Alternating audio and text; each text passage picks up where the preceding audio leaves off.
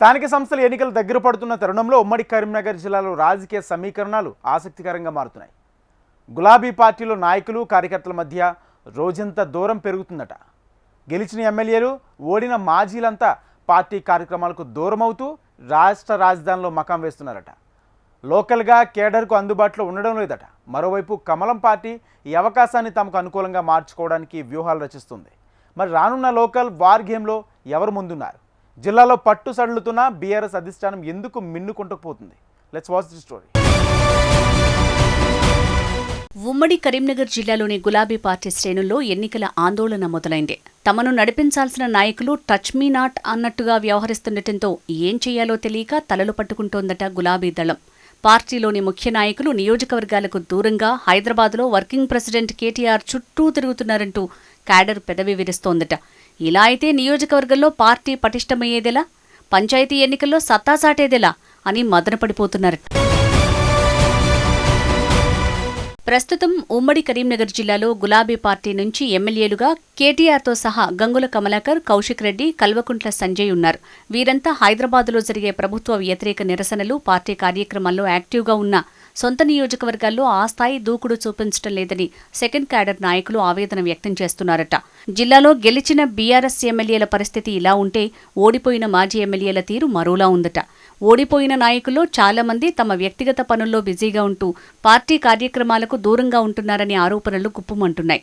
స్థానికంగా ప్రజల సమస్యలు, కార్యకర్తల బాగోగులు పట్టించుకునేవారు కరువయ్యారని ఆందోళన చెందుతున్నారట. ప్రజా పోరాటాలకు బీఆర్ఎస్ పెట్టింది పేరు కానీ గత కొంతకాలంగా జిల్లాలో పార్టీ కార్యక్రమాలు తగ్గాయనే అభిప్రాయాలు వినిపిస్తున్నాయట. ఉమ్మడి కరీంనగర్లో బీఆర్ఎస్కు గట్టి పట్టుంది, బలమైన ఓటు బ్యాంకు ఉంది. కానీ లోకల్గా లీడర్లు అంత యాక్టివ్గా లేకపోవటం, గెలిచిన నాయకులు నియోజకవర్గాలకు దూరంగా ఉండటం, ఓడిపోయిన వారు పార్టీ కార్యక్రమాలకు ఆసక్తి చూపకపోవటం వల్ల స్థానిక కార్యకర్తలు ఆందోళనలో ఉన్నారట. మరోవైపు మాజీ ఎమ్మెల్యేల్లో పార్టీ కార్యక్రమాలకు డబ్బు ఖర్చు కూడా సమస్యగా మారిందని ఆవేదన చెందుతున్నారట. అందుకే టచ్ మీ నాట్ అంటున్నారట కొందరు గులాబీ నేతలు. గులాబీ పార్టీలో అంతర్గత సమస్యలు ఇలా ఉంటే మరోవైపు కమలం పార్టీ ఈ గ్యాప్ను తమకు అనుకూలంగా మలుచుకోవటానికి సిద్ధమవుతోందట.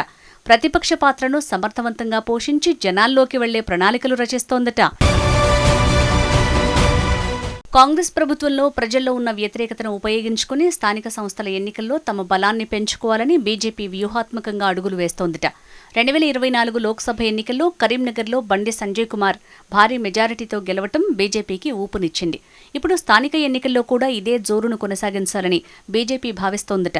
అందుకే వరుస సమావేశాలు, వ్యూహాలతో బండి సంజయ్ అండ్ టీం ఎన్నికలకు సిద్ధమవుతున్నారట. 18 నెలల కాంగ్రెస్ పాలనతో పాటు గత 10 ఏళ్ల బీఆర్ఎస్ పాలన లోపాలు, తప్పిన హామీలను టార్గెట్ చేసేలా పార్టీ కార్యక్రమాలు చేపట్టేందుకు రెడీ అవుతున్నారట. జిల్లాలో బీఆర్ఎస్కు ప్రత్యామ్నాయంగా బీజేపీని నిలబెట్టాలని చూస్తున్నారట బండి సంజయ్. బుధవారం కరీంనగర్లో 20,000 సైకిళ్లను 10వ తరగతి విద్యార్థినులకు ఉచితంగా పంపిణీ చేశారు బండి. అయితే స్థానిక ఎన్నికలు సమీపిస్తున్న సమయంలో కొందరు గులాబీ ముఖ్య నాయకులు కావాలనే వ్యూహాత్మక మౌనం, దూరం పాటిస్తున్నారనే టాక్ వినపడుతోంది.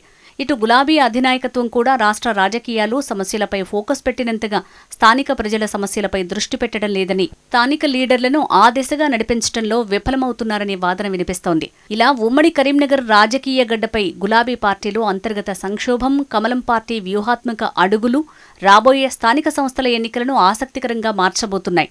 ఈ సమరంలో ఎవరు గెలుస్తారు? స్థానిక సంస్థల ఎన్నికలు గులాబీకి పునర్జన్మనిస్తాయా, లేక కమలం ఈ అవకాశాన్ని సొంతం చేసుకుంటుందా? ఈ రాజకీయ డ్రామా క్లైమాక్స్ కోసం వేచి చూడాల్సిందే.